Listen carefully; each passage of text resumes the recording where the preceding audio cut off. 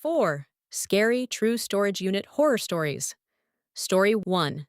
The Unit Next Door. I started renting a storage unit last spring. Nothing special, just overflow from a move, boxes I didn't have room for. The facility was one of those big ones off the highway. Rows of orange doors. Keypad gate. A guy at the front desk who barely looked up when I signed in. For the first few weeks, everything was normal. I'd go in on weekends, grab what I needed, leave. Unit 214.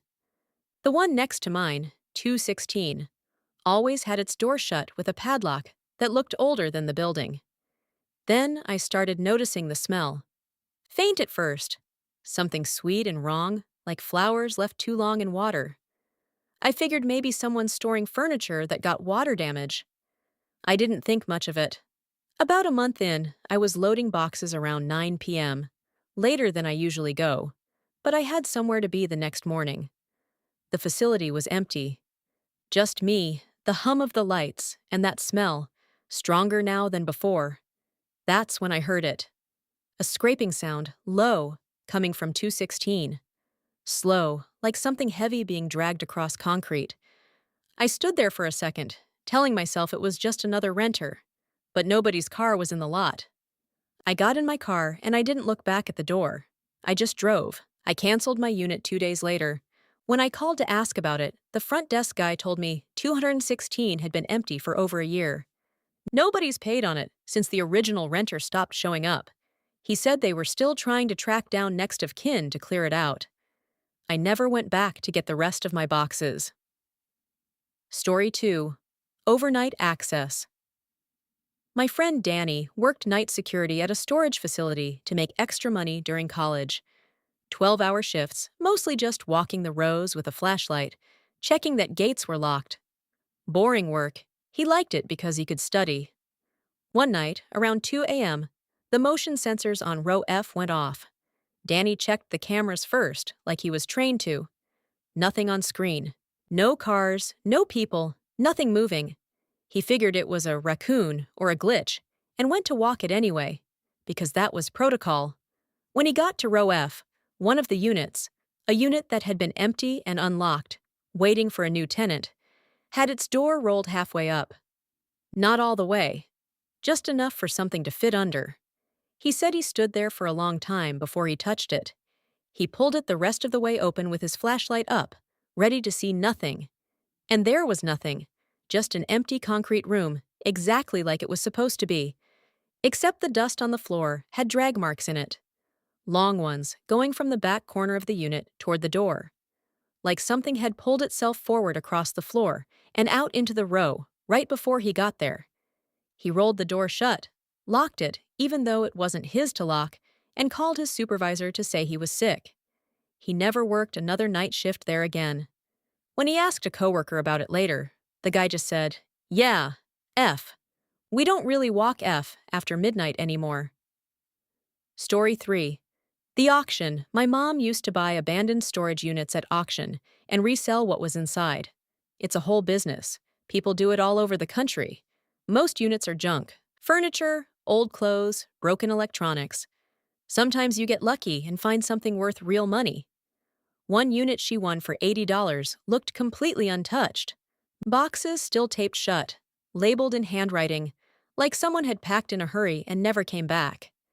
There was a mattress leaned against the wall, and behind it, a single wooden chair facing the back corner of the unit. Just facing the wall. Nothing else around it. She said it gave her a bad feeling right away, but $80 was $80. While she was going through the boxes, she found a folder of paperwork, old lease documents, a photo ID, and a letter, unfinished, unsent, addressed to a family member.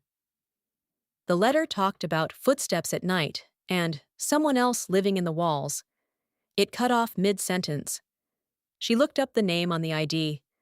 The unit's original renter had been reported missing almost 2 years before the auction. Case still open. Nobody had ever come to claim the unit, which was why it went up for sale in the first place. She called it in. The facility said it happens more than people think. Units going to auction because the person who rented them just disappeared, and nobody ever comes looking. She sold everything from that unit except the chair. She said she couldn't bring herself to touch it, so she left it right where it was, facing the wall, and locked the door behind her. Story 4. The unit under my name. Last year, I got a letter from a storage facility 2 states away, saying my account was 60 days past due, and my unit would be auctioned if I didn't pay. I called immediately, told them there had to be a mistake. I'd never rented a unit there, never even been to that state. The woman on the phone pulled up the account. My name was on it. My actual legal name, spelled correctly, with an old address of mine from 4 years earlier, one I hadn't lived at since college. Whoever set it up had used real information, just not information I'd given them. I asked how someone opens an account like that without ID. She said in-person sign-ups sometimes only require a name and a deposit in cash. No ID required if you pay a higher deposit. Someone had walked in, paid cash, and used my name and an old address, like they knew exactly who I used to be. I drove out there the next weekend because I couldn't stop thinking about it. The manager let me look inside before it went to auction, since technically my name was still on file. The unit was almost empty, just one box, taped shut, sitting in the exact center of the floor.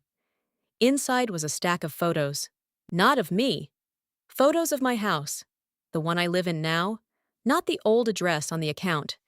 Taken from across the street, at different times of day, spanning what looked like months.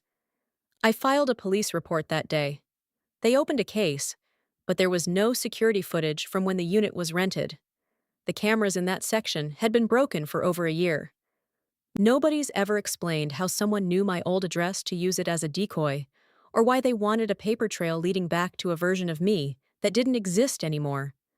I still don't know who has the rest of those photos. If this happened to you, or something like it, comment below. I read everyone.